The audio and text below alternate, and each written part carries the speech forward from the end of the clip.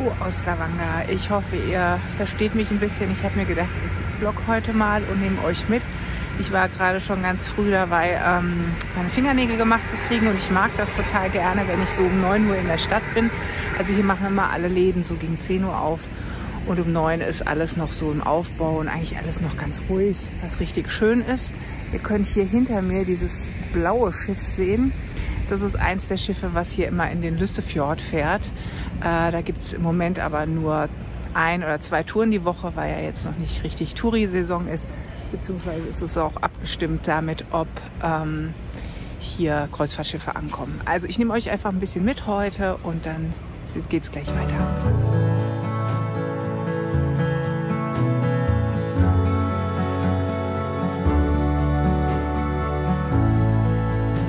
Wieder zu Hause und Nägel sind gemacht. Ich finde sehr schön. Ich habe mich extra für so ein bisschen dunkleres Braun entschieden.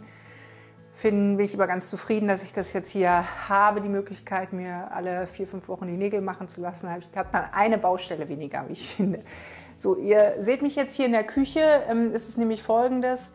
Wir haben heute Abend unser Treffen mit unserer Schwimmgruppe und ich wollte jetzt dazu ein paar Nibbles vorbereiten, wie es hieß, also etwas, was man mitnehmen kann. Also jeder bringt was mit zu trinken und zu essen und dann haben wir hoffentlich so ein kleines Buffet da. Meine Nachbarin bringt noch die Karaoke-Anlage mit. Das wird also, denke ich, sehr weird werden. Ich habe noch nie Karaoke gemacht. Ich weiß auch nicht, ob man das jemandem zumuten kann, aber ich glaube, dass das schon sehr lustig wird, weil einer aus unserer Schwimmgruppe sagte auch so, oh, ich kann überhaupt nicht singen, aber ich glaube, ich nehme dann was von Céline Dion. Perfekt.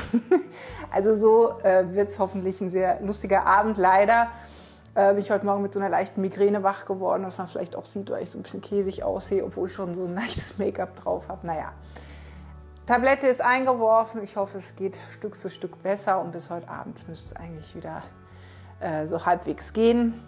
Ich freue mich auf jeden Fall sehr darauf und dachte, ich nehme euch jetzt mit, wie ich hier diese Teigtaschen mache. Da war schon mal das Erste, dass ich Blätterteig kaufen musste und das auch gar nicht so einfach war in Norwegen, weil ich nicht wusste, wie heißt der hier eigentlich. Und ja, habe dann hier zumindest im Tiefkühlfach diese gefunden. Das sind so Platten und tatsächlich heißt es Butterdeiksplatter. Also, ich werde es jetzt mal ausprobieren. Ich mache diese Teigtaschen auch ja, eigentlich ohne Rezept. Das heißt, ich werde jetzt gleich so ein bisschen Hackfleisch mit Zwiebeln und Knoblauch anbraten, mache da ein bisschen Gewürze rein, Tomatenmark, viel Thymian, so ein bisschen so eine italienische Variante und werde das dann versuchen in diesen Blätterteig zu packen, sodass dann im Grunde genommen so kleine handliche Stücke rauskommen, die dann im Backofen gebacken werden und dann eben auch kalt gegessen werden können. Ja, also ich nehme euch mal so ein bisschen mit und heute ist hier eben auch Freitag, das heißt, wir haben heute auch Taco-Fredag, ist auch so ein norwegisches Ding, dass die Norweger total gerne Tacos essen und wohl auch angeblich am Freitag, deswegen Taco-Fredag. Und in den Supermärkten sind also die Taco-Abteilungen immer sehr groß. Hier gibt es dann also Taco-Shells und Schalen und Soßen und Zubehör in allen Varianten und selbst in dem Regal, wo dann diese Taco-Shells stehen, ist meistens noch so ein kleiner Kühlschrank integriert, wo dann geriebener Käse drin ist. Also das ist hier auf jeden Fall der totale Hype, was die Tacos anbelangt. Und ja, das wird es heute bei uns zum Mittagessen geben. Und ich filme jetzt einfach mal so ein bisschen mit, wie ich hier die Sachen vorbereite. Ich habe das jetzt mal hier so ein bisschen vorbereitet. Ihr seht es gleich noch, wenn ich schnippel. Ich habe jetzt also hier eine Zwiebel, 2 Knoblauchzehen, ein Sellerie und eine Karotte. Und das mache ich eigentlich grundsätzlich immer ganz gerne, egal was ich so anbrate. Wenn ich länger Zeit habe, also dass es länger anbraten und köcheln kann, nehme ich gerne eben eine Möhre und eine Karotte rein. Also eine Karotte und ein Sellerie mit rein, eine Stange Sellerie mit rein, weil ich finde, dass das großartige Geschmacksträger sind und ich versuche die dann immer möglichst klein zu schneiden. Dann zerfallen die ja auch, je länger sie köcheln und das funktioniert tatsächlich immer gut und bringt eben viel Geschmack rein. Also legen wir jetzt mal los.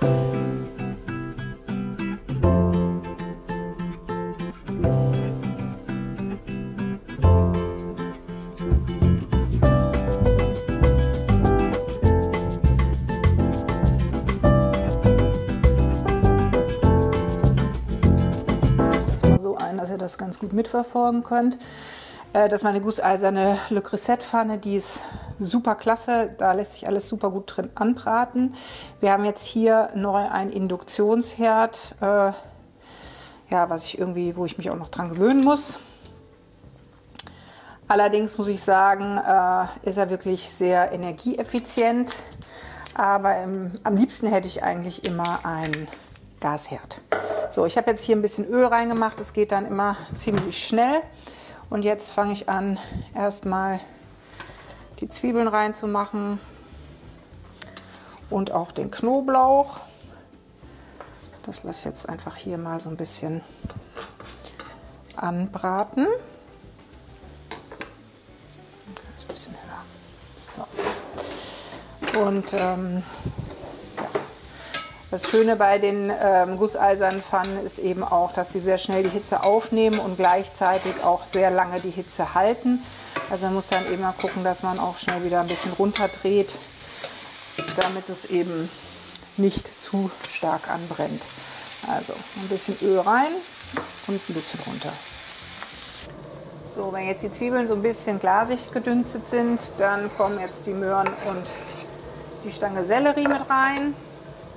Wird jetzt weiter mit gedünstet und gleich mache ich das Hackfleisch rein und es wird dann alles schön angebraten und dann kommt ein bisschen Tomatenmark und Wasser mit rein und dann wird das köcheln gelassen. Ja. So, jetzt ist es halbwegs angebraten. Ich mache jetzt noch Salz und Pfeffer auf jeden Fall drauf, dass das gut gewürzt ist und dann so. Dann kommt jetzt hier auf jeden Fall ordentlich Thymian drauf. Thymian finde ich persönlich eines der leckersten Gewürze überhaupt. So. Und dann habe ich noch ein Relikt aus Deutschland, was ich noch mitgenommen habe, Tomatenmark. Das ist auch ein Tomatenmark mit so einer Würzpaste. Mache ich jetzt einfach so Pi mal Daumen ein bisschen drüber. Ein bisschen mehr vielleicht, ja. Und dann vermische ich das erstmal so ein bisschen. Und dann habe ich in unserem Wasserkocher gerade ein bisschen Wasser heiß gemacht schon mal, damit da eben kein kaltes Wasser drauf kommt. Und das mache ich jetzt auch Pi mal Daumen. So.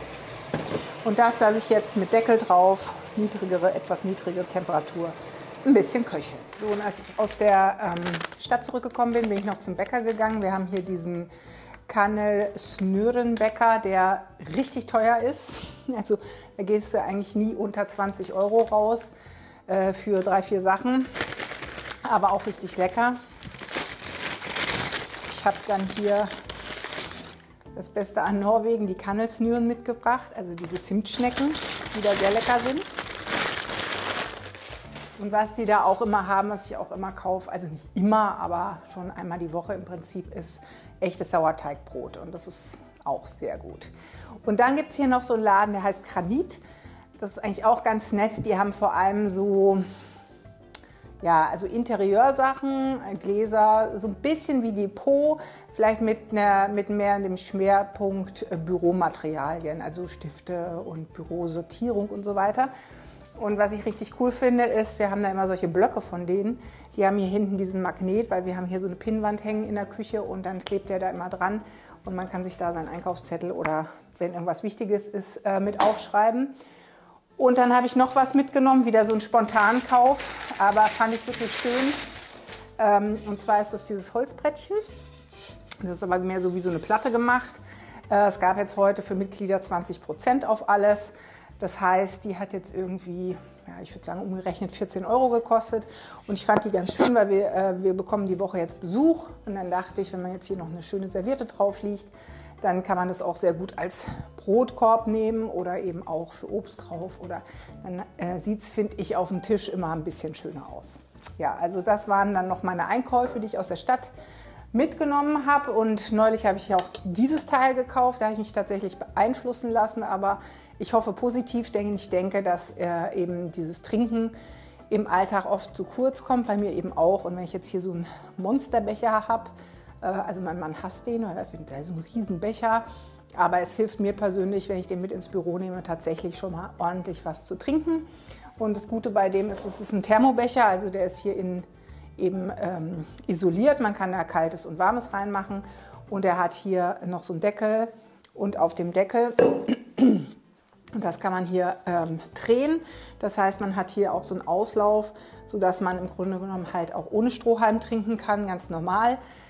Man kann es dann auch, indem man es halt ganz zudreht, hier dann im Prinzip verschließen, wenn man es jetzt im Auto mitnimmt. Oder auch üblicherweise, wie viele diesen Einmal-Strohhalm da drin haben. Also es ist kein Einmal-Strohhalm, der Strohhalm ist da dabei. Ich mag das aber eigentlich nicht so gerne und wenn ich hier zu Hause bin, mache ich das sowieso ohne Deckel. Und so lange Fahrten habe ich bis jetzt hier noch nicht gehabt, dass ich das jetzt quasi mit Deckel und Strohhalm und sonstigen mitnehmen muss. Ja, das waren jetzt noch die Einkäufe von heute. Mein Fleisch köchelt da hinten jetzt, was wir angebraten haben. Dann mache ich gleich noch die Teigtaschen, da könnt ihr dann noch mit zugucken. Und dann, ja, dann schauen wir mal, was heute noch passiert.